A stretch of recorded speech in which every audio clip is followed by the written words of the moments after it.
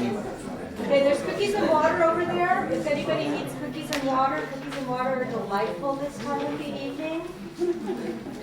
I'm Lori. I'm a patient of Dr. Quigley's, and he asked me to introduce him. He wanted me to tell you that he was born in Canada, and that's something that you'll hear a lot about him. He's been in San Diego since the 70s. He worked at UCSD as a researcher. He's a board-certified OBGYN and a board-certified reproductive endocrinologist. And you're not going to hear many physicians with that kind of a background. And I can tell you as his patient, it's made him curious, patient with his patients. He watches and he listens, and he, as a researcher, will make connections that I think other physicians might sometimes miss. So, Dr. Quigley. Thank you.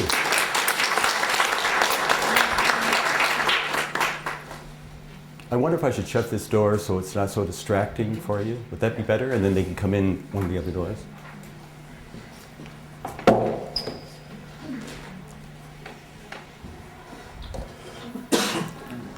Well, that was a quick exit. This evening we're here to talk about hormone replacement and is it safe? And I know you're interested in knowing is it safe for you, and I think you will be able to determine the correct answer for you very shortly. Menopause. I do not call it menopause. Awaken and empower yourself. Trust your intuition.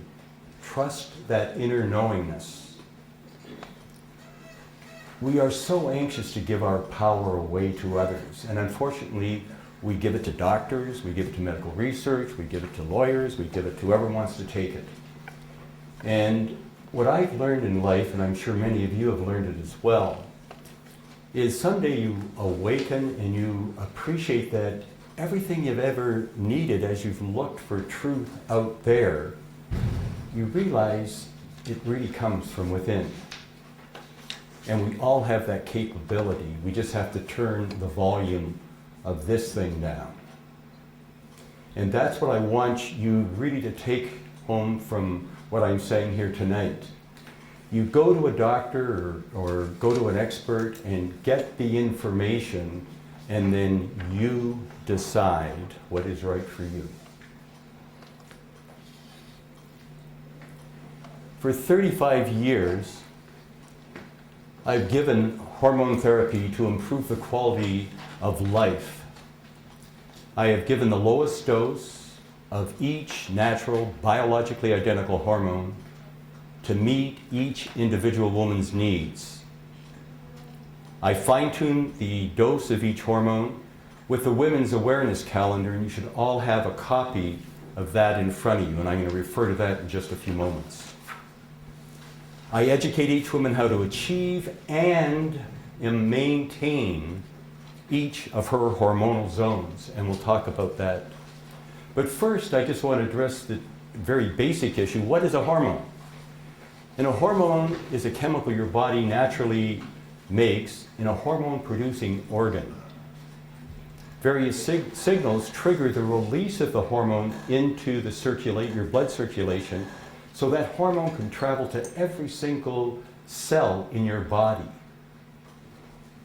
Each specific hormone, and we're talking about estrogen tonight, acts as a key and activates its own specific lock, or what we call estrogen receptor, on the surface of designated cells to activate that specific hormone's action. So tonight we're really talking about the ovarian hormones, and there's three major ovarian categories of ovarian hormones: estrogen, progesterone, and testosterone. This is a diagram that just represents the typical female 28-day cycle during the reproductive years. And this is the hormone concentration of the two major female hormones, estrogen in yellow, and I apologize, it doesn't show up the contrast too well, progesterone is in green. So let's just look. At the beginning of a woman's cycle, both the estrogen and the progesterone levels are quite low. And then during the second week of the 4-week cycle, the estrogen levels rise to a peak of about 350, maybe 400 picograms. And with ovulation, they plummet, and then there's a secondary rise and a falling off just at the onset that triggers the onset of the period. In contrast, the second female hormone, progesterone, is very low for the first 2 weeks of the cycle. And then around ovulation, it skyrockets.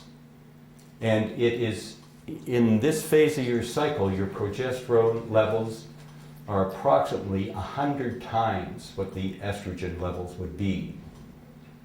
It is the dominant hormone during your premenstrual phase of your cycle in your reproductive years. And I, in my practice, treat PMS, premenstrual syndrome, with estrogen, not progesterone. And so the thrust of my talk here tonight is going to be with estrogen and the pros and cons, because that's where there's a lot of potential controversy. The third hormone, testosterone, that we're talking about is fairly low all cycle, except there's a 24-hour peak right around ovulation, which makes good sense. Testosterone is the hormone that gives a woman her libido, and so that rise of testosterone around ovulation makes her more receptive for procreation. The estrogen withdrawal syndrome is a term I've sort of come up with. And I find it is the main hormonal cause of pain and suffering throughout a woman's lifetime. The estrogen withdrawal syndrome is triggered by either a decrease in the blood levels or a decrease in the estrogen effect at the cellular level. Examples where the blood levels actually decline are postpartum. I just mentioned that during a menstrual cycle, at the peak, an estrogen's estrogen levels are about 350. In pregnancy, in the third trimester, they're 15,000. And then with the delivery of the placenta, which is the hormone that produces the hormone, or it's the hormone producing tissue in the pregnant woman, when they deliver the placenta, within 48 to 72 hours, the estrogens are pretty much zero. This is what triggers postpartum depression. Then we see it in menopause, and that's what we're speaking here tonight. But there's also a decrease in the estrogen effect that can be at the cellular level. And this is what we see with the progesterone, that second female hormone that's dominant premenstrually. That is a natural body's anti-estrogen. And so examples where that progesterone is used clinically, it's used with the menopause with the synthetic form of Provera. And that's the hormone that I'm going to be discussing quite a bit tonight, because it is not my favorite.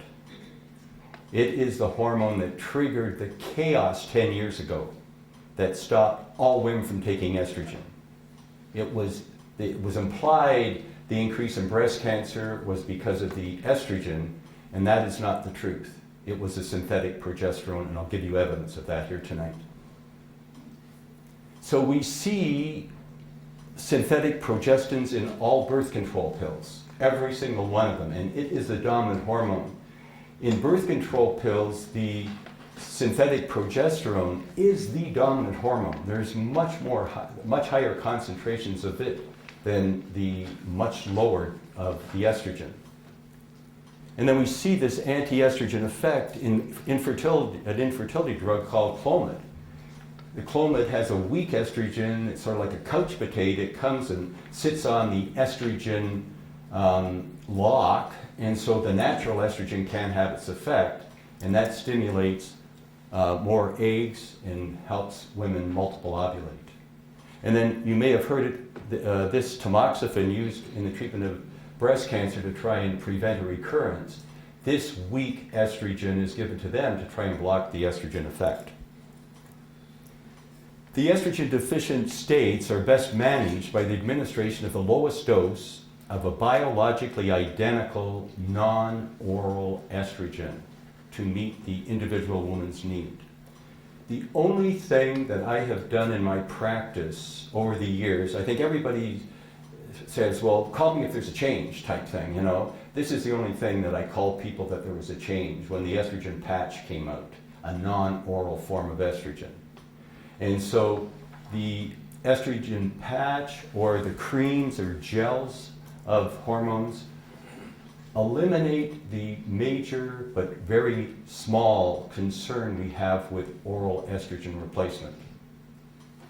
With birth control pills in the 60s, when we gave huge amounts of hormone initially to try to turn off ovulation, we found these young 25, 35-year-old women having heart attacks and strokes and blood clots in their circulation.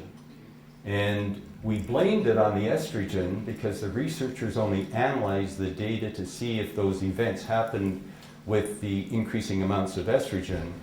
But when 20 years later they went back and analyzed the data to see if there was a tighter fit with the increases in the synthetic progesterone, they found that was the case. And so I mention that because we're finding a similar thing with hormone replacement. You hear a lot of bad talk about estrogen. The amount of estrogen we're giving for women at this stage of their life is much, much smaller. Maybe a quarter to a tenth the amount that we would be giving a birth control pill, and we're just talking estrogen. We're not talking the synthetic progesterone. I have you all go to your calendar that you've got here. This is the tool that I have used. We developed it in about 1978, I think it was, and I've used it in every single patient I've seen since that time. And I'm just going to start at the top with you. And what we're going to, you can see at the top, it's just got name and then the month and the year. That's just November 2012, okay? Then we go down to symptom rating scale. I'll leave the square empty if there's no problem. My purpose is I want your life to get easier as you record this daily, and I'm hoping to get a blank sheet of paper when we're finished after a couple weeks. So you don't put zeros down, you leave it blank. If there's a mild problem, you put a 1, moderate 2, severe 3. And then you can see the calendar date. So what you would do if you're going to start today, you'd go to the 8th of November, and you'd fill all the appropriate squares under the 8 to symptoms that were relevant to you. And I'm just going to quickly go through these. With low estrogen symptoms, that's the upper half of the whole. I'm just going to start at the top. And the physical symptoms are hot flushes, night sweats, sleep disturbances, headaches, palpitations, vaginal dryness, and frequent and urgent urination. All these symptoms in the low estrogen should resolve within a few days. In my experience, within 2 to 3 days, when you take the correct amount of estrogen to reverse that symptom. With the 2 exceptions of those last 2 physical things, the vaginal dryness and bladder. There you have to grow new tissue, so it may take weeks for that to resolve with the correct amount of estrogen. Then we get into what we call the more emotional or psychological symptoms, which are very prevalent: anxiety, irritability, hypersensitivity, or nervousness and tension, outbursts of anger, crying and hypersensitivity, mood swings, depression, poor self-esteem, fear of losing control. And I've got violent there, but I almost feel I should take it off because that is so rare that I see that. But I want you to know that even though we developed this way back in 35 years ago, it was just last month that the KEEP study, which presented its data for the North American Menopause Association, the first double-blind, placebo-controlled study to document that depression, anxiety, and irritability, there was a statistically significant decreased risk in those symptoms with estrogen use. I should tell you that I was on staff at UCSD and we were the first, there were only 3 of us in the department, we were the first to discover that you could document a hot flush. And the person in the department who discovered it, I mean, you would think they had landed on the moon. And I'm thinking, well, did you not believe those millions of women and what they were telling you all that time? Unfortunately, medical research is one of the last things to document something that is what we're all in search of, and that's truth. You women know your truth, and that's what I'm trying to get you comfortable with.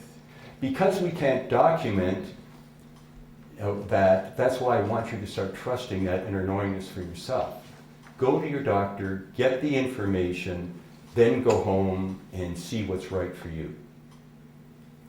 To this date, the next few things I'm going to talk about, the cognitive, as we move down that list, poor concentration, can't think, can't complete tasks, short-term memory loss, forgetfulness, and can't think clearly. Many women will tell me they feel like they're operating in fog. I see many, many perimenopausal and early menopausal women either be fired from their job or quit their job because they cannot multitask the way they did. And this, if I were talking to a group of doctors right here, my lovely partner is here, and I know she won't kick me out, but the other doctors probably would kick me out when I say that there can be a decrease in cognitive function with perimenopause, menopause, and that I can guarantee can be reversed if you take the right amount of estrogen. The problem is, and if any people know, researchers, you need more estrogen to help the cognitive than you do to help the physical, the hot flushes, or the emotional. You need to ante up a little bit more. And I've been anteing up for 35 years, and my patients do extremely well. And so I probably give a little bit more estrogen than other doctors, and Nancy, I think you'd probably find that even though I give more, I monitor them more carefully, okay? And it's all about balance. Then in the next group of symptoms, as we move down, we've got symptoms that would indicate to a woman if she's taking too much estrogen. Now, you'll notice these symptoms of breast fullness, tenderness, feeling bloated, are symptoms you naturally experience did experience in the last half of your cycle when the progesterone was dominant. So it's the progesterone that's in the normal female, that's the hormone that typically gives you those symptoms. But if I have a menopausal woman and she's got no hormone, and I just start her on estrogen and I raise it and raise it and raise it and raise it, I will see with too much some breast fullness or tenderness or increased bloatedness, nausea. And the only other symptom I've seen maybe in half a dozen women in 35 years is they may feel like they've had too much caffeine. So when you start estrogen, if you feel a little bit revved up, it's very, very rare, but no doctor is going to tell you you're taking too much estrogen. I'm now telling you that could be it. Now we get into a favorite category for me. It was when I left the university and went into private practice. At the university, I was allowed to see patients half a day a week. In private practice, in those days, Wendy, it was 10 full half days a week. Now I've cut back. But I had lots of time on my hand. I joined a gym, and I interviewed I wanted to figure out what was going on with these 40-year-old women. Was it aging or was it hormonal? And so I interviewed 25 women who were under 40 years of age, so I knew their problems weren't aging, who all had a hysterectomy, ovaries removed. So this was hormonal problems. And I asked them a simple question. Tell me, what is the quality of your life today compared to pre-surgery? Pre-surgery, we gave it a score of a 10. these women shared with me that when some of them stopped their hormone, the estrogen was the only hormone they took. It was Premarin at the time. Regardless of what dose of Premarin they took, if they stopped it, it was a 0 to 3 of 10 without any hormone. With the hormone, their quality of life was a 3 to 6. One woman was on shots, which you know gives a higher amount of estrogen. She was the only one who scored a 7 of 10. All these women who are having hysterectomies and having their ovaries removed may be still walking around with a quality of life of a 3 to 6 of 10. I asked them, well, what's missing in this? We go back to our calendar. Low testosterone symptoms. I don't have any energy, especially my reserve energy. I can get done in the morning what I need to get done, but I can't kick it in at 4 o'clock or 8 o'clock at night. I have no interest in sex. I have a reduced sense of well-being. My skin is dry. Two things that I don't have here that are very common. I have a decreased motivation. And the big thing is I have no zest for life. I don't know if any of you remember Auntie Mame, the story, you know? Auntie Mame was full of testosterone. And so that it's your pizzazz, your enthusiasm, it's the French, Denis, you'd call it the joie de vivre, the joy of life, you know. And so this is, so I measured testosterone. When they said libido, I was a researcher, and, you know, I knew that women put out testosterone just like men, but much lower doses. And so I measured that and about 15 other hormones to see what it was that they were missing. And every single one of these women came back with a blood testosterone level that was undetectable. So I did my homework, and I found Dr. Bob Greenblatt in Augusta, Georgia, that was giving testosterone pellets to women for years, and he himself took testosterone for men and had given it for men. And this is back in 1982. And so I got his formula, got his source, and I put testosterone pellets in these women. And within a week, every single one of these women was reporting a quality of life back to 9 or 10.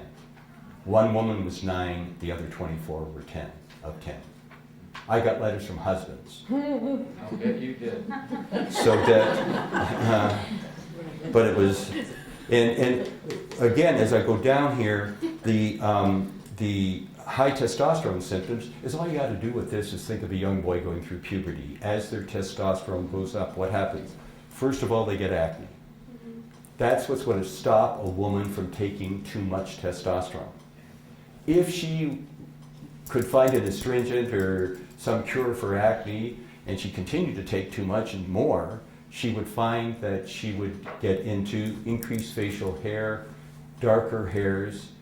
I've got 2 or 3 women that shave, they feel so good on their testosterone. I'm not saying you have to do that, but I don't care how much testosterone they take, because a female range is here and a male range is like this. So I don't care if a woman's up here with testosterone.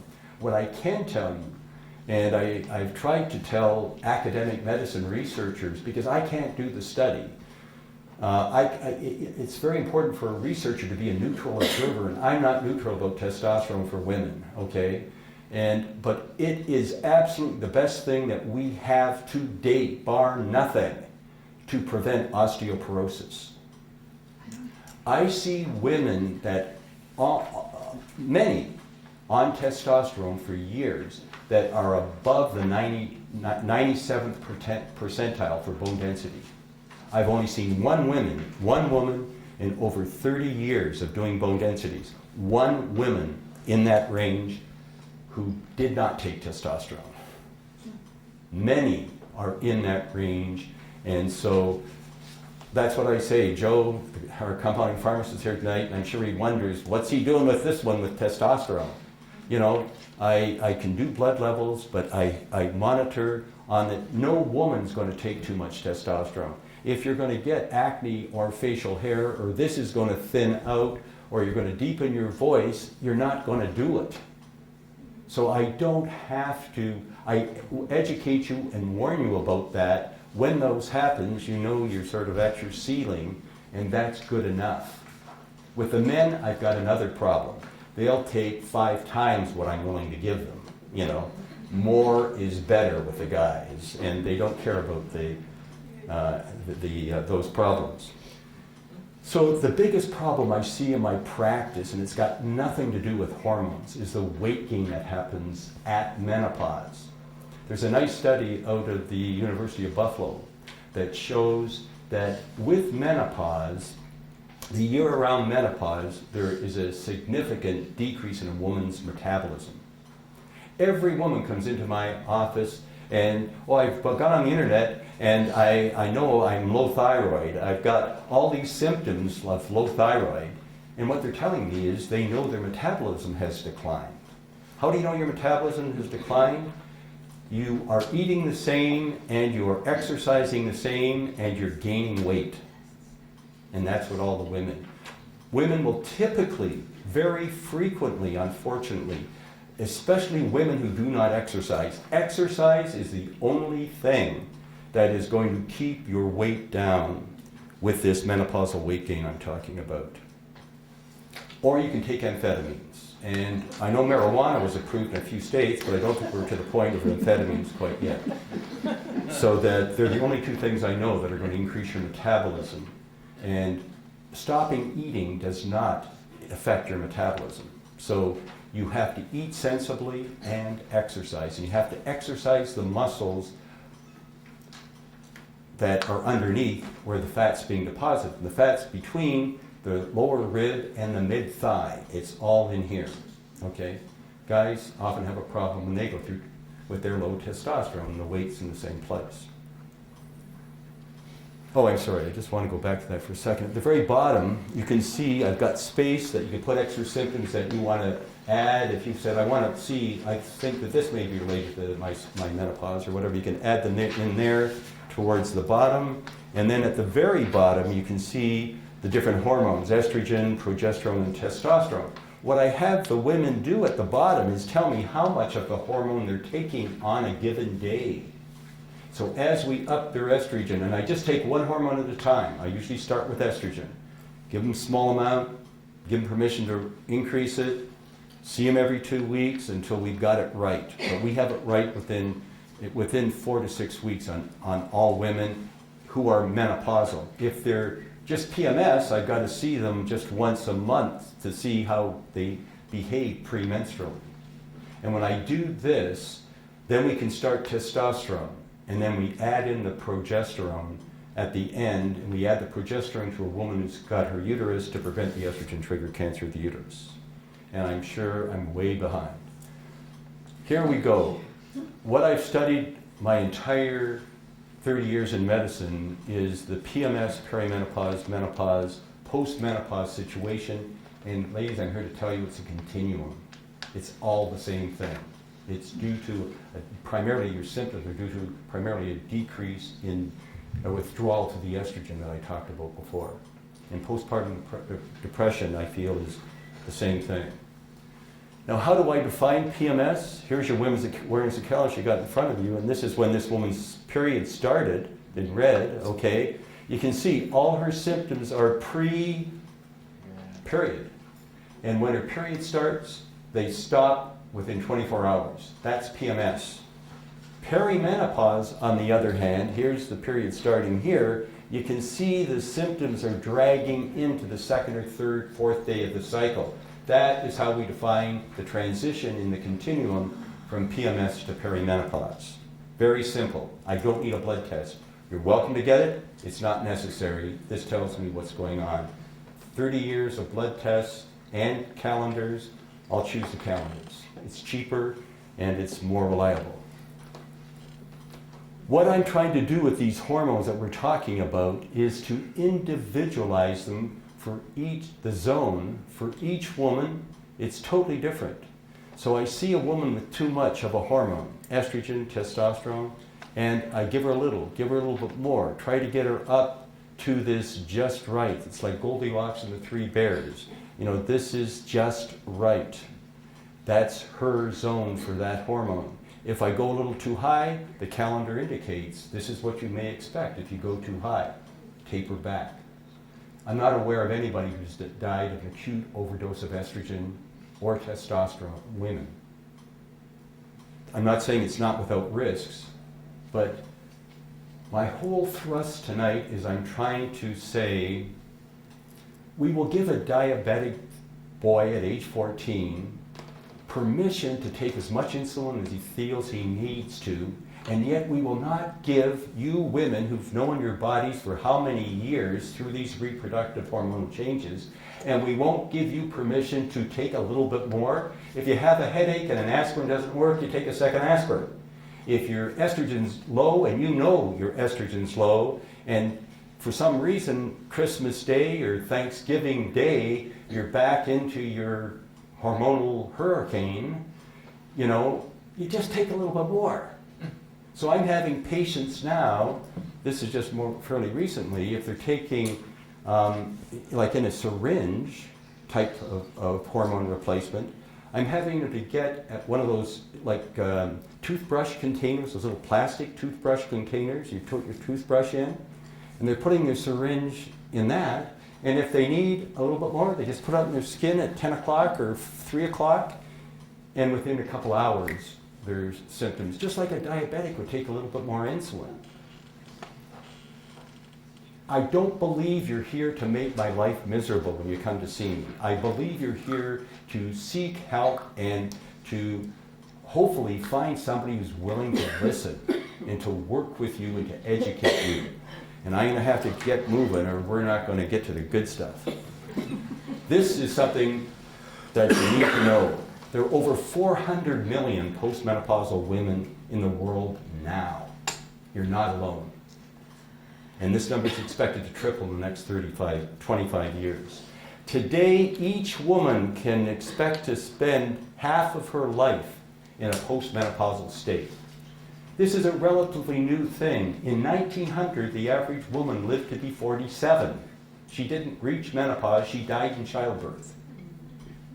Now that obstetricians have done a great job on that, and we discovered penicillin to prevent the infection, women are living much longer, and so this is a relatively new thing.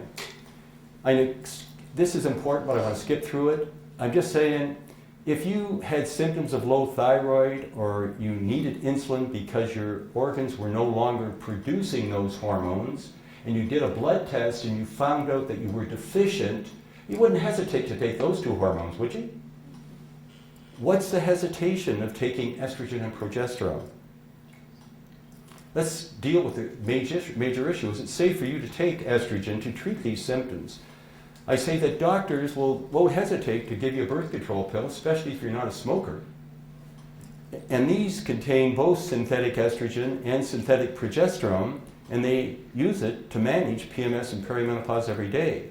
The birth control pills contain 4 to 10 times as much estrogen as the estrogen replacement that we're talking about here.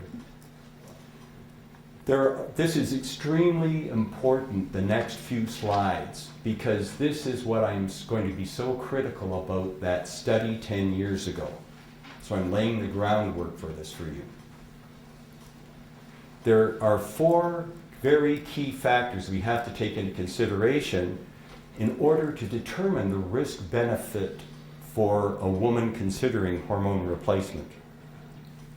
I'm sorry, I should have gone over them with you.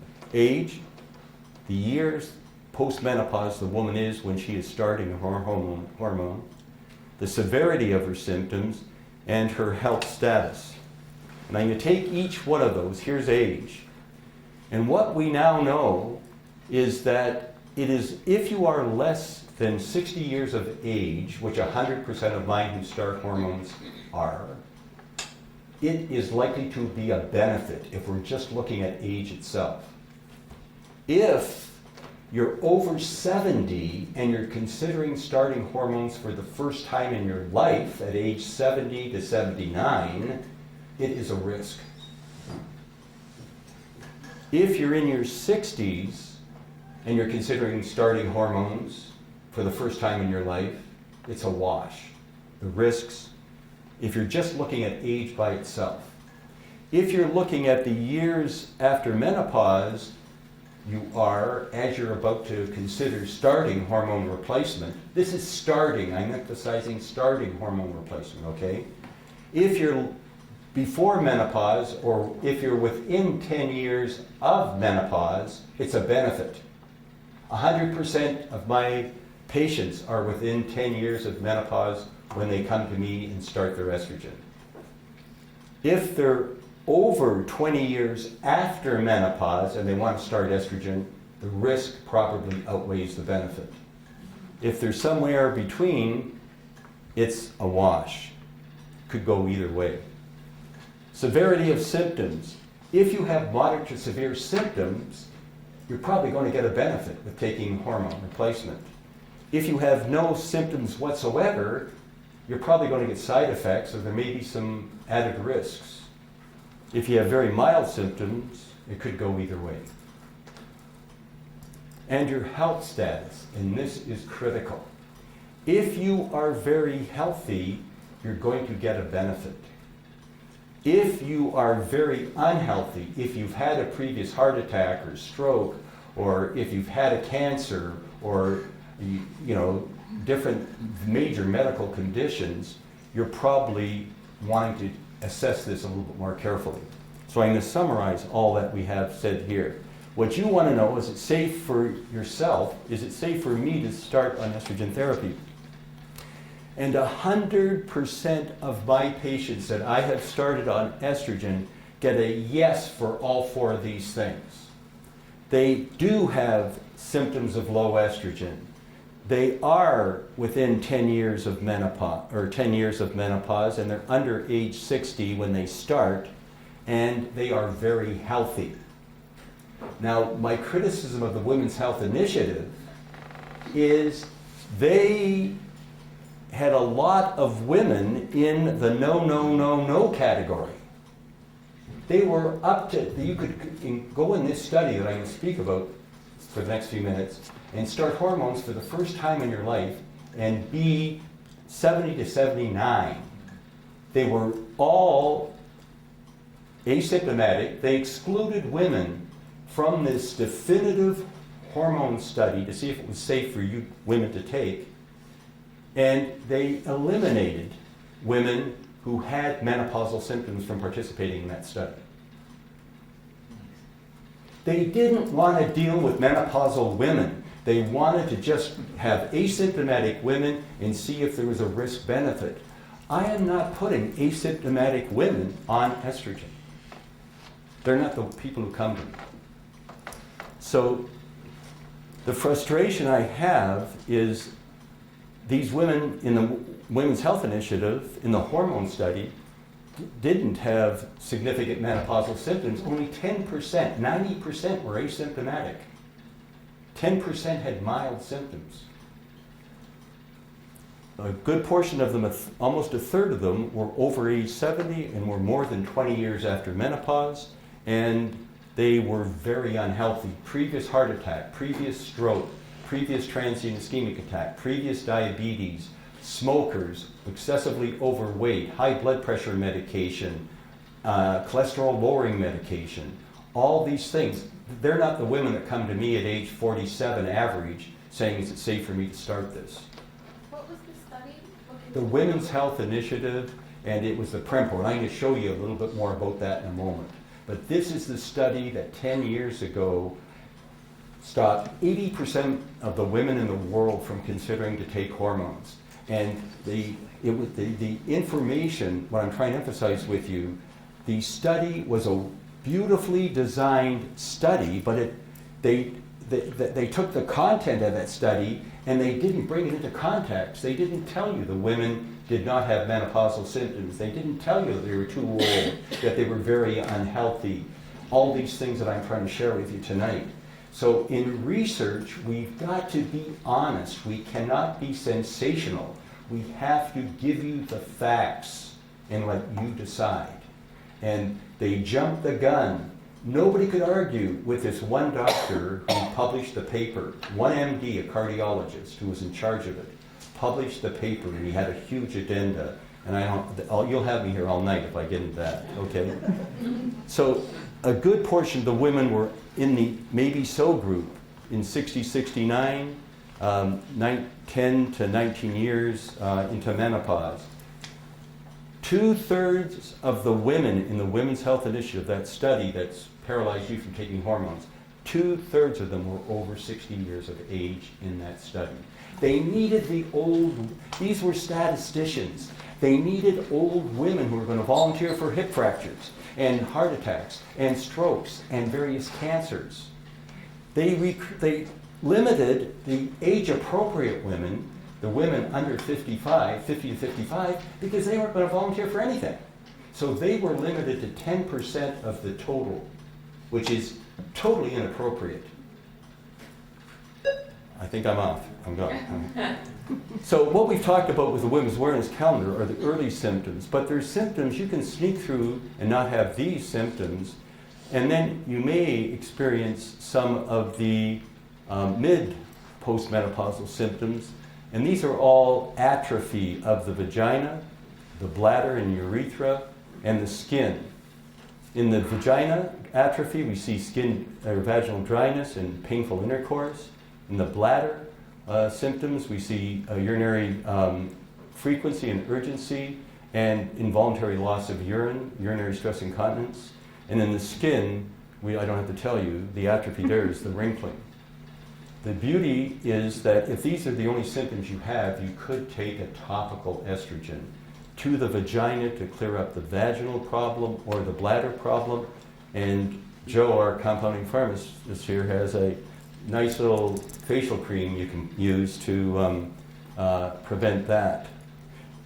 In medicine, where most of the debate comes in, medicine is now saying it's okay for symptomatic women to take 3 or 4 years.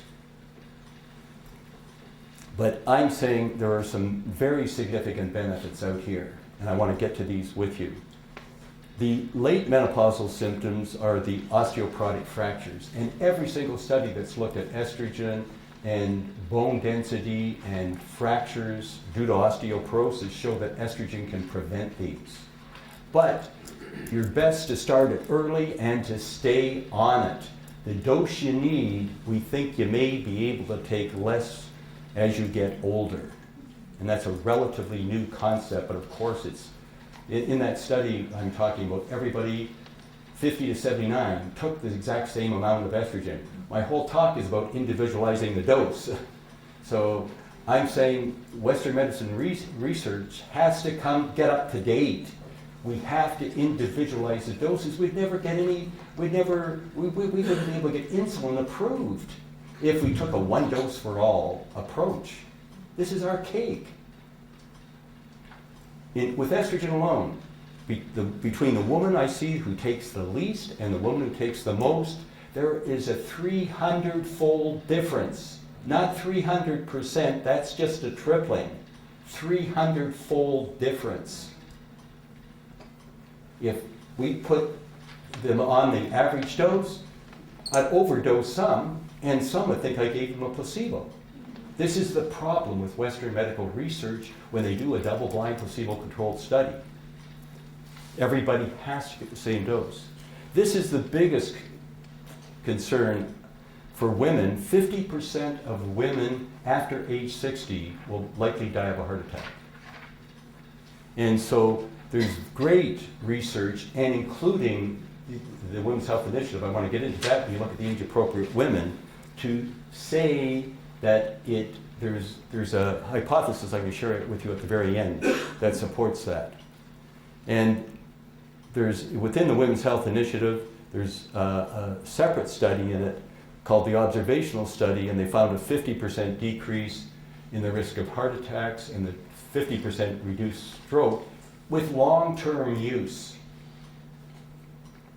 more than 10 years. Estrogen is the only thing I'm aware of that has been proposed to be able to prevent Alzheimer's. There's about a 40% reduction in colorectal cancer when women take estrogen. And one of the biggest things that I don't have here, because I don't know how to put it, is there is an increase in longevity. Every single study, including the Women's Health Initiative, when you get down into the depths of it and look at the age-appropriate women, the women who start the hormone before age 60, there are fewer needless premature deaths. We're all going to die. So I can't say there's a decreased death rate, but I can say there's a decrease in needless deaths. Okay, I'm getting a little bit off here, but the medical research ideally is the pursuit of truth. A good researcher has to be a neutral observer in pursuit of truth. Truth just is. We are in pursuit of that. You may know in your heart of hearts you need to do something, and that's what I'm trying to get you to follow. Okay? Truth is independent, and all these things are seen in the Women's Health Initiative, this big study. Independent of shortcuts. They took every shortcut in the book. It's independent. Truth is independent of cost savings. It's independent of the convenience of the research participants or the researchers themselves. Truth is independent of inclusion or exclusion criteria and manipulation of data, secrecy, or agenda. Truth is shared with love and compassion. It is not fear-based. Here is the full Women's Health Initiative. There were actually 161,000 women between the ages of 50 and 79 that participated in the entire women's health studies. We heard only about 10% of them in this PremPro, a combination of Premarin and the synthetic progestin. Okay, and I'll get back to that in a moment. In the Women's Health Initiative, there were 3 clinical trials. The hormone clinical trials, you had Premarin alone. Premarin is the estrogen, and 100% of these women had had a hysterectomy, so they didn't need the progesterone to protect them against cancer of the uterus. And then you had the PremPro, 100% of these women had their uterus, so they took estrogen, Premarin, and the Provera.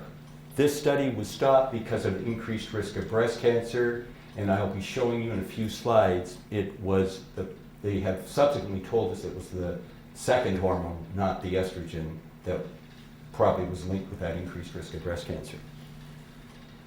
There were 2 other clinical trials. Clinical trials are very, very expensive. They're too expensive for studying women for 20 years, and there's a very high dropout because the women have to, step into line and do exactly what's said for the duration of the study. So there's a very high dropout, and it's very expensive. So these studies are, I feel, best for short-term look at things, 3 to 5 years. In contrast, the observational studies are not nearly the expense. You just check in with the woman at a regular, you can send them a postcard or have them mail something in. With email now, you could probably make it much more convenient for them just to report in if there's any problem, okay? But these observational studies, you can see there's almost 94,000 in here, and there's only 68 in the 3 of these clinical trials. So this was a bigger study, but there's only 1 paper that's been published on this data, and the study started in '93. We're 20 years away from that, and 1 paper's been published, and that's the one I just shared with you. In this one, they found a 50% reduction in heart attack and a 50% reduction in stroke. Stroke's the number 3 killer, heart's number 1, all cancers together are number 2.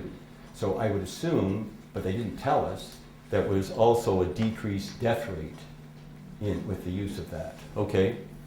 The reason these studies are important, these women here, I told you, were asymptomatic. They couldn't be on hormone previously, or if they're on hormone, they had to stop it. If they stopped it and they had symptoms, they were excluded. These women just continued to do what they had always done. These women's dose of estrogen or estrogen with progesterone was determined by themselves and their doctor. These researchers just let them do what they were doing, and they were just observing their behavior, okay? And so many of these women in their 70s had been on the hormone for maybe 20 years. And so this is valid data, and yet they're not publishing any of this. And the same thing with that. One study alone has been published. So let's just look at estrogen and extended life expectancy.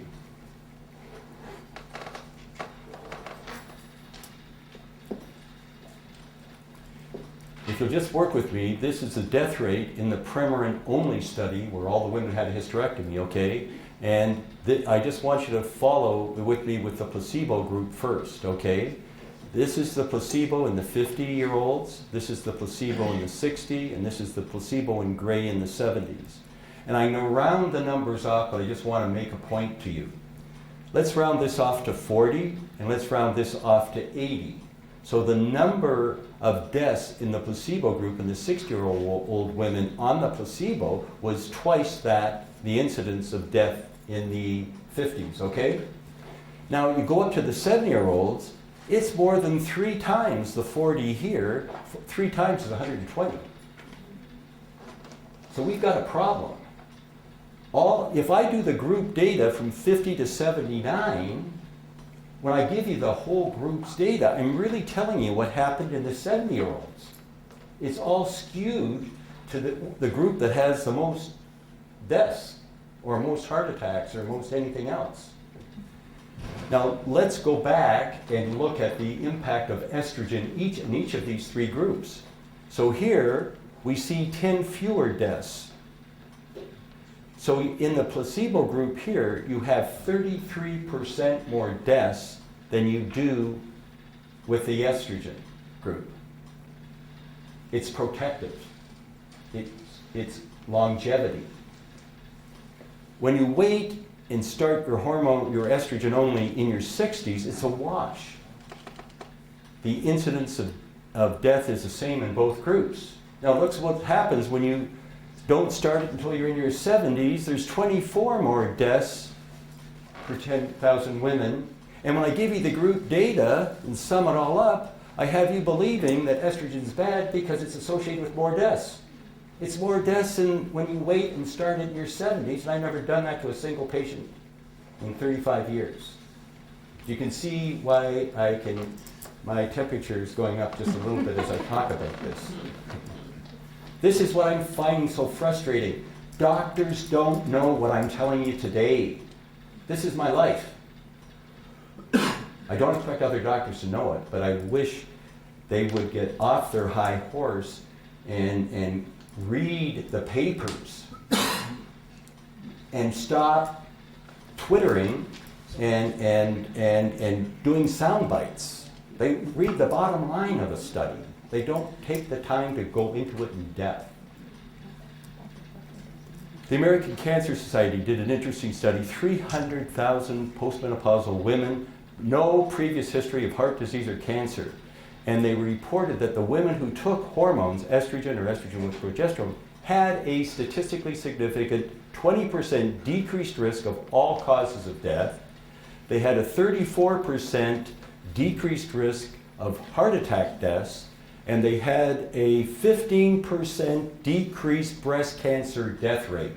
What that means, if you took estrogen or you took estrogen progesterone, developed a breast cancer, they found that you had a 15% less chance of dying from your breast cancer. Does that seem a little bit weird to what you've been told so far? This is what you really want to hear. Anyone who's got to go to the washroom, do it now.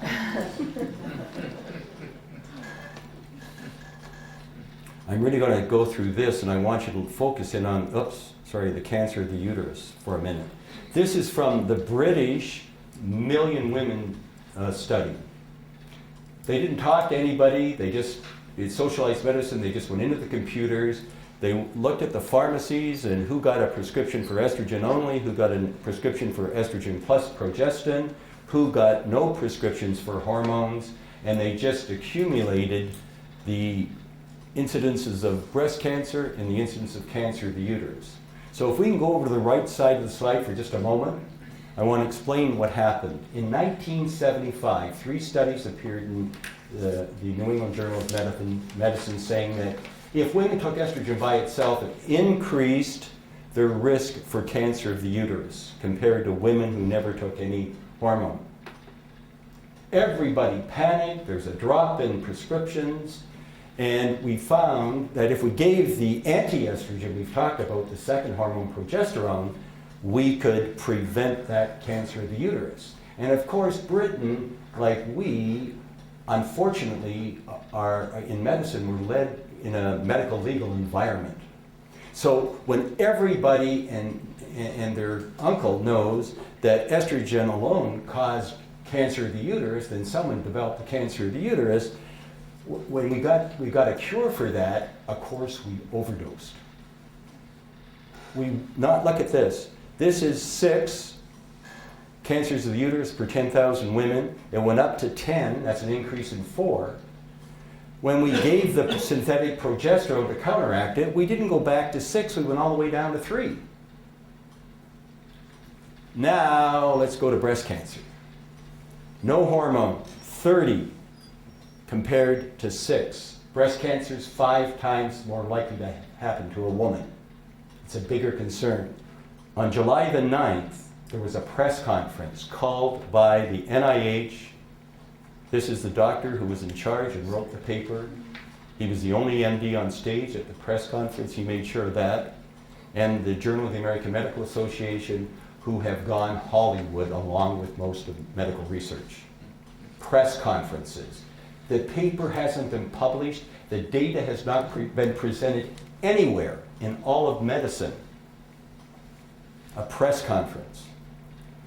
And all these groups publicized in the press conference and over-dramatized that the early termination of the Women's Health Initiative PremPro clinical trial was because of an increased risk of breast cancer. What amazes me is even though the study was stopped on that date and this gentleman snuck behind everybody's back and wrote the paper with 2 PhDs, the women weren't told. You know how dangerous this was made out to be, correct? When did the women in the study, when were they told you should stop your hormone? July the 8th, the day before the press conference. If you're smelling a skunk, there is one. This is the biggest disgrace Western medicine has done, and we're going to go deeper when I get into the estrogen-only paper. The paper wasn't published until July 17th, so this guy he said this, increased risk of breast cancer and all this drama, went to all the talk shows. He had nobody. All the television things were calling me saying, "What's up?" I said, "I don't have a clue what you're talking about. I heard about it this morning on the news. I don't have any idea what they're talking about. There's no data." So when you read the paper, not the front cover of the paper, but inside the paper, the 8 more breast cancers per 10,000 women per year that they reported and all this drama was about, in the guts of the paper, they tell you that increased risk almost reached nominal statistical significance. It sounds like a California proposition. What does that mean? It was not statistically significant. Western medicine should never have opened their mouth. I'm not saying I do not think there is an increase, that PremPro is great. I never prescribed it, and I never intend to. I believe that synthetic progesterone is associated with the risk of breast cancer. And I could go all night, but this data that was in this paper, it didn't include everybody because the paper was written and published before the women were stopped. So there were 10 weeks of data not included. And when they added those 10 weeks in, guess what? There was an increased risk of breast cancer that was statistically significant. I'm just trying to tell you, we've got to keep everything above the table. We cannot bullshit. We're in pursuit of truth, and you've got to give me facts for me to know what's going on. Then these guys inferred it was the estrogen that was responsible for the increase in breast cancer, and this is where it really gets crazy. That Data and Safety Monitoring Board that stopped that first study, they continue to meet every 6 months. They never stopped the Premarin-only study. The National Institute of Health steps in and terminates the estrogen-only study 13 months before its natural conclusion in order to prevent chaos happening in the entire medical research community. Why do I say that? In the guts of the estrogen-only paper, when it's published, the researchers report that estrogen alone was associated with a 23% decreased risk of breast cancer. With estrogen now, estrogen only, we see 7 fewer breast cancers, not 8 more like the 2 hormones. And the reason the NIH had to step in is because that decreased risk of breast cancer was rapidly approaching statistical significance. The p-value when they stopped the study was 0.06. Statistical significance is at 0.05. They are 1/100th of a point from reaching statistical significance. So those of you who don't like numbers, I'm going to make an analogy for you. We're going to have an imaginary Olympics, and we're going to have a 100-meter dash. And we've got an American running the race, and we've got a non-American. And we've got a non-American judge who's starting the race. Well, I have to put it like, no, the American would never be dishonest. So I'm going to say it was a non-American. Depends on their political more comfortable. Politically correct. So the guy starts the race, and the racers they're off, and the American's leading at 50, and he's leading at 75 and 90. He's still leading at 95 meters. He's almost there, and he gets to the 99-meter mark, 1/100th of a point from the end of the race, and the guy calls a false start. He didn't like the outcome of the race. I can tell you, and I should even say this, I won't.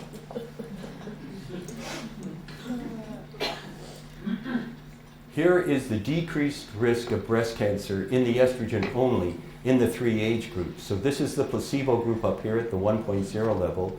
You see a 28% reduction in breast cancer in 50-year-old women, a 28% reduction in 60-year-old women, and you only see about a 6 or 8% decreased risk of breast cancer when women wait till their 70s to start this.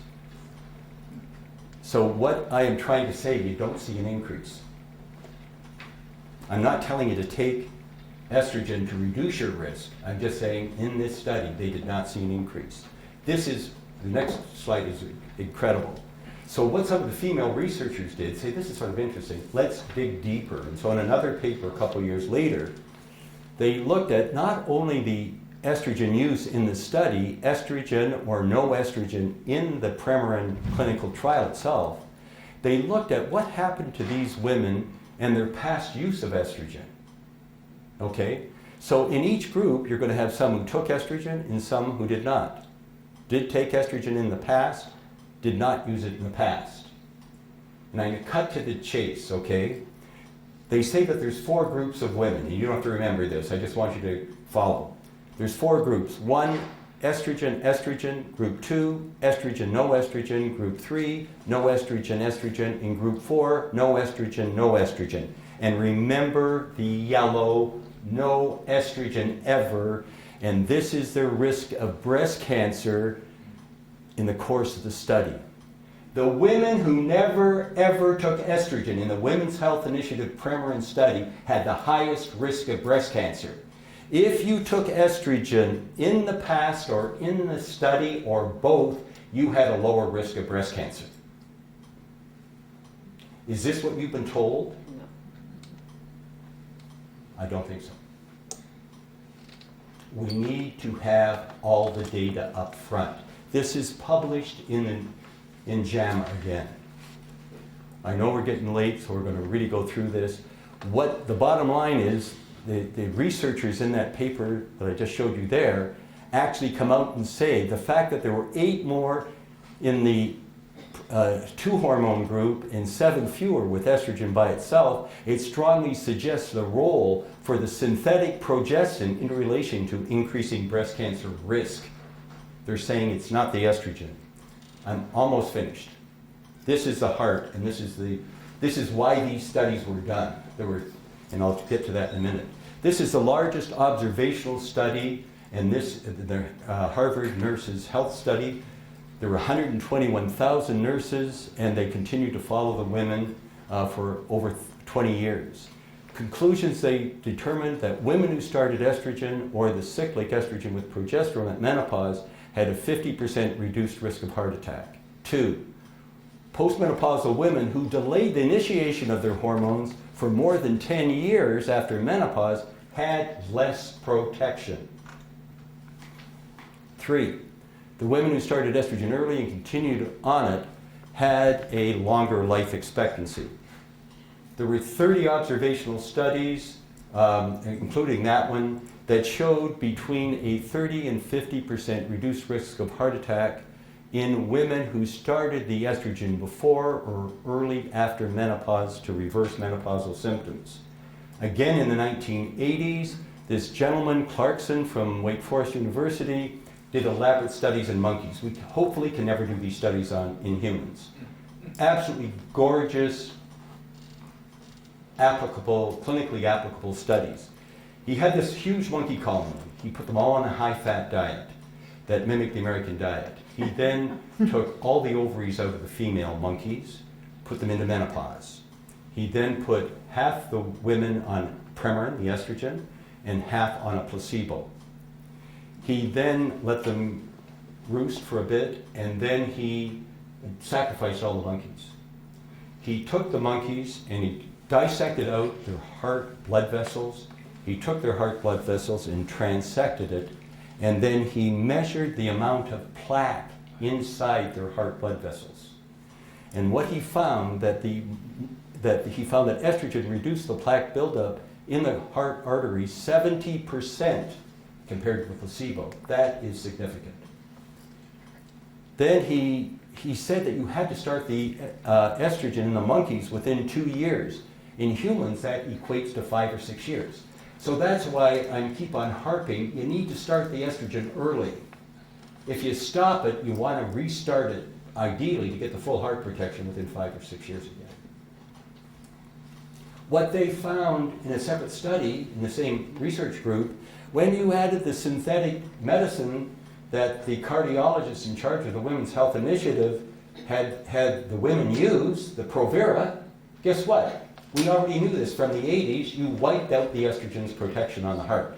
And that's what the purpose of these 2 hormone studies were, to see whether the hormones protected women against heart attack. It was sabotage from the get-go, and in every way, and I could go on, like I say, all night. What he said back in the 80s was early initiation of estrogen before or within 5 to 6 years of menopause may provide a window of opportunity to prevent plaque buildup in the coronary arteries and subsequent heart attack. 2 more slides. And this is critical. This is what happens to your heart artery if you just go with aging from 35 to over 65. Okay? What happens when you're young, you just have a little tiny bit of a plaque fatty streak in yellow. As you age and you're now 45 to 55, that yellow or plaque is building up, and now you have a fibrous white cap on top of it. As you age to your 55, 65, that plaque increases further and that white cap thickens as well. And now you're beginning to get a very important thing, what's called the necrotic core. It's dead tissue in your plaque, and that's a concern. As you get over 65, without any hormones at all, that necrotic core expands, and that is what can cause the release of enzymes that cause the plaque to disrupt and then to travel down your heart vessel to to where that vessel ends in your heart muscle, and that's when you have a heart attack. Okay? Now let's see what happens when you start estrogen early. You start estrogen at age 45, 50, like all my patients, okay?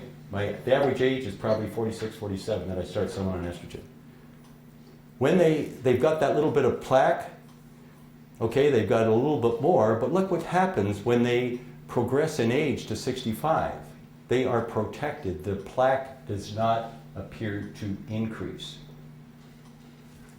Now, what happens, like in the Women's Health Initiative, when the average woman in those hormone studies I've harped on all night, and that's what the topic is, when you wait until 63, that's how old the average woman was when she started hormones for the first time in her life. When you wait until they're older than this, you see that the plaque was building up like it was here, and then when you start it here, it tends to trigger a release of this plaque and a blood clot, a thrombus, a mural thrombus, and that narrows the blood vessel, and the women would then subsequently have heart attacks. So the whole, and this is our current working hypothesis, of this is the way it appears to work. One last slide on the Women's Health Initiative comparing the breast cancer risk and the heart attack risk on the clinically relevant portion of the study, the women who started their hormones before age 60. I hope I've driven that home to you tonight. In red, we have the estrogen alone. 1.0 is your placebo. So for breast cancer, you see with estrogen alone a 28% decreased risk of breast cancer. For heart attack, you see a 44% decreased risk of breast cancer. That 44% in the age-appropriate group is somewhere between the 40 to 50% that those 30 studies showed back in 1980s. Look what happens when you add that synthetic progesterone to the estrogen. You have a 20% increased risk of breast cancer, and you have a 26% increased risk of heart attack compared to the placebo group. It's the synthetic progesterone that we have to pay some attention to. We have to consider switching over to the natural. This is it. I'm repeating what I said at the beginning. I'm just saying what I plan to do is to give the hormones to improve a woman's quality of life, and I plan to give it for life. Like I said, the lowest dose, the biologically identical. And the only thing I'd add to this, I learned from the Women's Health Initiative, we may want to taper the dosage down.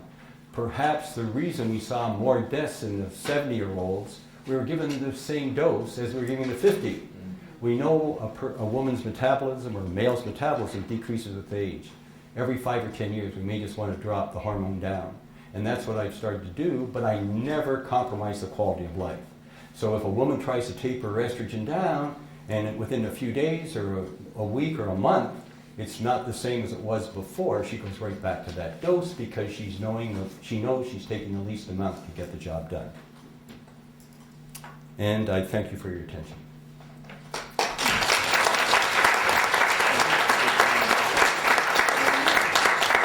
We are way over our time, and anybody who has to leave, feel free to do so. Questions? Yes. I really appreciate it if you try and make the questions broad rather than personal when you're asking questions publicly, okay? Okay, so you're suggesting, what you do in your practice, you're doing non-oral. Are you doing non-oral progesterone? What about oral progesterone, the oil? I still have a lot of women still taking oral progesterone, but I'm finding as I get older and as data comes in, I'm going to more and more to creams on the skin. I just felt comfortable. I knew the dose you needed to protect against cancer of the uterus, and so that's why I sort of stuck with that longer. But I'm moving to non-oral everything. Testosterone is definitely non-oral. The estrogen is definitely non-oral. It's just the progesterone. I'm still doing some oral. If it's cost effective to do that, and the woman can get her insurance to pay for it, I may do that for a bit longer, but probably, I don't know, Jeanette, what, half or 3/4 of our patients are on non-oral progesterone. Progesterone. Okay, thank you. Yes. Did I hear you correctly, because it's almost too good to be true, that you do not do blood tests, you do signs Oh, and symptoms? you can do blood tests. I'm not saying don't. No, I meant- I'm saying when I've had the experience I've had, and some people say, well, damn, I wish when I was 25 or 35 I'd done a blood test to see what my hormones look. Remember that slide where I showed you the fluctuation in the normal cycle? It's huge. Okay, so it depends when you take your blood sample. So And- signs and symptoms are better? I'm sorry? Signs and symptoms are better than blood tests? For me, with this calendar, absolutely. I've done both. I've done blood samples for years. I shouldn't tell my partner this, but I'm doing fewer and fewer blood samples because I find it's not necessary. Like, you know, I mean, I do it if I'm concerned that they're taking a lot. I will do it there for my own peace of mind or theirs. But I find that the typical patient, even though some of the women are taking a fairly high amount of like the estrogen patch, okay, I'm amazed. Like a couple years down the line, I do a random estrogen, and most of their levels are much less than 100 picograms, which I told you at ovulation, they're 350. Many of them, I'm amazed, are like 50, and yet they're feeling great. And yet, you know, initially I was thinking initially I thought 70 was what, when I started this whole thing 30 years ago, I said aim for 70. That would probably be a reasonable place. But I found that symptomatic women often wanted to be up about 150. And so I did that, but as they continue on it long term, it has to be, their levels seem to come down and they're very comfortable with what is. Maybe they're cutting a little clip off the patch, I don't know, but that's just what I'm experiencing. Yes, So is this a compounding pharmacy? there's Joe Gartner right there. Right, Joe, put your hand up. If this is a Joe is one of compounding the pharmacy? So you neatest compound- people in all of medicine. He is a women's health advocate. He is there for you and just does amazing work. Because I know that, is it the FDA or whatever, they've been on compounding pharmacy, and now with this recent Yes, occurrence, yes. it scares me to death that they're gonna shut them down. They're in the process of shutting them down regardless. So what do The you do drug then? companies, look at this. The compounding pharmacists are the only thing that are outside the jurisdiction of the FDA. They don't like that. And now you've got the drug companies siding up with them saying, how come they don't have to do what we need to do? So they're both going after them. They've got major lawsuits in the biggest, and they figure if they can take the biggest down, they're going to snuff them all out. That is one of the biggest disservices. I've known many compounding pharmacists, and they are some of the neatest people going. The ones that were around 20, 30 years ago, when none of the drug companies were really interested in listening to the individualization of the women's need. I am going to make this analogy for you, and I just thought of it this moment. The compounding pharmacists are Planned Parenthood. They're doing stuff that nobody else is paying attention to. They're providing a great service when nobody else was interested until all the baby boomers hit menopause. Then all of a sudden, we do away, off with their heads, you know. And I'm not saying that Joe did they go to university? They didn't go to get their degree in pharmaceutical school to count pills or to count patches or to or to work with your insurance company. They went to do exactly what compounding pharmacists are doing.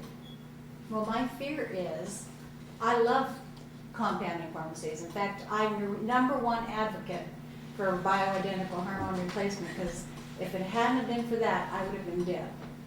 So, if it hadn't been for hormone replacement.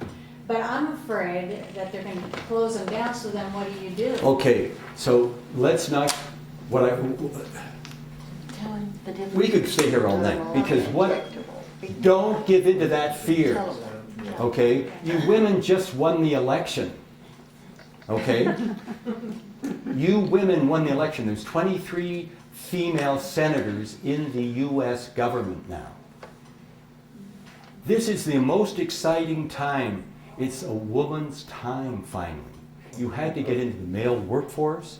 You had to do all this. It's your time. It's coming. The Earth is a female planet.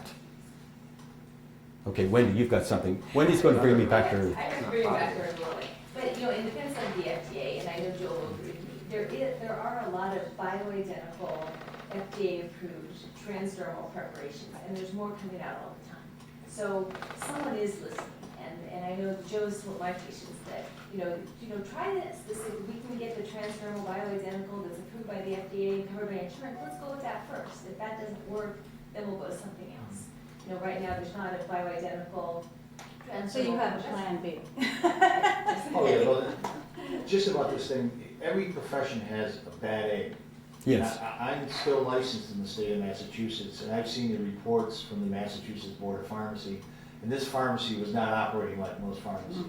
I mean, they knew they had a mold problem, didn't do anything about it. They were messy their clean room, and it was all injectables. I don't even do any injectables because it's a great investment in time and money to do it right. When you see the internal reports of this pharmacy, they were not operating. And any pharmacy, whether it's an auto industry or something that does something, one person is going to spoil it. And I don't personally think it's going to affect the small one-to-one compounding pharmacies. This pharmacy was actually doing something illegal. They shouldn't have been producing stuff in batches of 20,000. That's not a compounding pharmacist. Compounding pharmacist is based on a relationship between the doctor, the patient, and the pharmacist. And if you're shipping out 20,000 vials or something, that relationship is shot. They were acting like a drug company, and I think they should have come down on it, because that's not the purpose of compounding. It'd be another way of getting around it being a drug company without going through the FDA. Sir, that case she's referring to was injectable. Dermal is completely different, completely different. I'm just Injectable looking- is looking dangerous, at dermal is on the skin. Big difference. Am I not correct about that? Well, you still have to have a certain standard, but we all follow standard operating procedures for both sterile and non-pharmacy, that's non-sterile. And I can tell you they didn't follow half of their standard operating procedures that they should have followed. And there are small pharmacies here in San Diego doing sterile, doing a great job at it. But this was somebody who wanted to become a drug company. And if you're going to become a drug company, you should be regulated by the FDA. If you're producing tens of thousands of vials or something. Thank you. Yes. If there's no symptoms, still need a treatment or not? If it's not broken, why would you try and fix it? In the years ahead, we may find that you should be taking it for osteoporosis, you should be taking it to prevent heart attacks, you should be taking. We can't say that just yet. There's evidence, I feel, to suggest that we may be saying that in the future. I'm just saying I am very disappointed the way most of medicine has jumped on board with the bottom line of the Women's Health Initiative, and they have not read the subsequent papers. They have backed off and backed off and backed off. In the initial press conference that created all the confusion 10 years ago, that MD said that the results of that study were independent of age, independent of whether you had a previous heart attack, a condition. All of that is absolute lie, and nobody's called him out on it. He has been removed and put in the backwaters, but this guy, I really honestly do believe should be in jail. The amount of pain and suffering, the number of divorces that have happened as a result of him, the number of women who've lost their jobs and have had less than favorable interaction with family members and friends is just 80% of women in the world. He is singly responsible. And I could tell you things from behind the scene that this guy should not be practicing medicine or should not be allowed to research. What I need to tell you is, I think I inferred that the big thing about that research was to check those 30 studies that had suggested a 40 to 50% decreased risk of heart attack when women took estrogen at the usual time for the usual reason, around menopause, to reverse the menopausal symptoms, okay? they were checking that out because they found that when those observational studies, when they had their control group, they found that the hormone users were healthier than the control women in most of the studies. And so that's what the purpose of this study is. So they put this cardiologist in charge of a hormone study, and he's never prescribed a hormone in his life. And yet, what I learned in that Climactera journal is from a top cardiologist up at USC, I think it's Kroc or something, Atherosclerosis Center. Hodis, Hodis is his name. To this date, 2012, there is not a single study with cholesterol-lowering medications, Lipitor, Crestor. There is not a single study that shows a statistically significant decreased risk of subsequent heart attack in women. Have you ever been under that impression? Aren't you seeing on TV men and women take Lipitor, take Crestor, lower your incidence of heart attack? See, he had a problem. Estrogen was coming on board, and estrogen was, in these 30 studies, was saying we can reduce the risk of heart attack 40 to 50%. His was only reducing it about 10 to 12%, his medications. He was in charge of all the heart research dollars. He was the head of the National Heart, Lung, Blood Institute. He was about to lose half of his kingdom. He actually told the female health writer for the Wall Street Journal in 2007, she said, why did you, now that it was coming out that the age was important and years post-menopause were important and all these things, why did you say what you said? He said, my job was to get women and their doctors to stop prescribing estrogen to prevent heart disease. That was not his job. That is not a neutral observer. And I could go on all night. He was quoted in an article, or he was the only author of an article 6 years before the study was stopped. And the title of the article was, Estrogen and the Prevention of Heart Disease, We Need to Stop the Bandwagon. It's just a 3-page review article, and in that he talks for 3/4 of the article about the laurels of estrogen, the monkey data, the women data. Estrogen prevents heart disease. But then he said, in the monkey data, when they gave the synthetic progestin, the second hormone, you abrogated, and I had to look that word up, it means you canceled out the estrogen benefit. He knew this long before. Why did he subject those women to that hormone? I know it was the most commonly used form of estrogen and progestin. I'm not, but when he knew that the primary purpose was to see whether those observational studies were correct, why did he, in his scientific design, incorporate that second? If he had in his title of that paper, synthetic progesterone, we need to stop doctors doing that, I have no argument with him. But he did the same thing again with the fear of breast cancer and blamed it on estrogen because he had to wipe out the estrogen's reputation. And of course he did a great job. Just like this one compounding pharmacy, like Joe's saying, one rotten apple ruins it for many. Yes? 2 questions. First one is, on your awareness calendar, you talked about some other symptoms of low testosterone. Yes. Are there other symptoms of low progesterone? That's the first question. And then the second question is, can you speak about the role of hormones in uterine fibroids? You had talked about the group of women without their uterus, and so they didn't need to worry about progesterone. It's the cancer of the uterus. It's not fibroids that we're talking about now. Okay. It's the estrogen-triggered cancer of the inner lining of the uterus that we're trying to. Why we're giving it progesterone, that second female hormone. Okay. So then the symptoms of low progesterone. Low progesterone. The only benefit that I have seen because I've just tried to observe this. and this is out of house. You guys won't even believe this. When the drug rep for Provera, when I first left academic medicine to go to clinical practice, I said, I think I'm finding when I give that synthetic progesterone, I think women are getting PMS. When I give menopausal women estrogen, then I give them that Provera, I'm triggering PMS all over again in these women who are past cycling. He paid me $100 to talk to a group of doctors every couple weeks and badmouth his product. I can't imagine. I really had to check with him. You're going to pay me $100 to talk to a group of doctors and tell them what I found out about your product and I'm bad-mouthing it? He said, if that's the truth, we need to have it revealed. And so what I find is with the synthetic progesterone, it's very likely to trigger PMS. Now with the normal menstrual cycle, women don't have PMS at ovulation.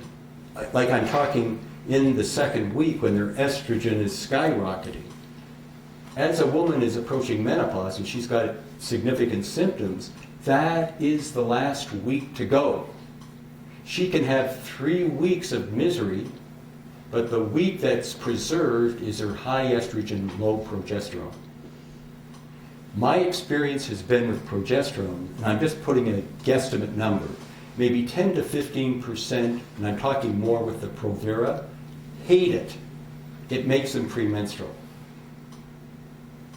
What I've done in my practice, and it's before I knew about that British million women study that we were overdosing with the progesterone, I just listen to the women and they say, I don't like this Provera. I think I'm taking too much progesterone. I'm feeling premenstrual. And when I've cut the doses down in the progesterone, I probably have a little hint compared to the norm, a little higher on estrogen and a little lower on progesterone. What about bioidentical? I only do bioidentical. Oh. I don't do this Provera is Premarin. bioidentical. What's that? Provera is bioidentical. No, it's synthetic. I'm just telling you what the researchers showed. Researchers aren't into the bioidentical big time. There's just maybe 3 or 4 small studies that are coming out with the bioidentical. France is the only place where you're really seeing, like I talked about the breast cancer, showing that it's much better than the synthetic. Okay, I think we've kept everybody long. You've been very patient, and I thank you for your attention. Before you leave, Scripps Hospital has a little sheet that they'd like for you to fill out. It's a what would you like, what would you love kind of a thing. If you could fill those out, we'd really appreciate it because they've asked us to do what? Sure.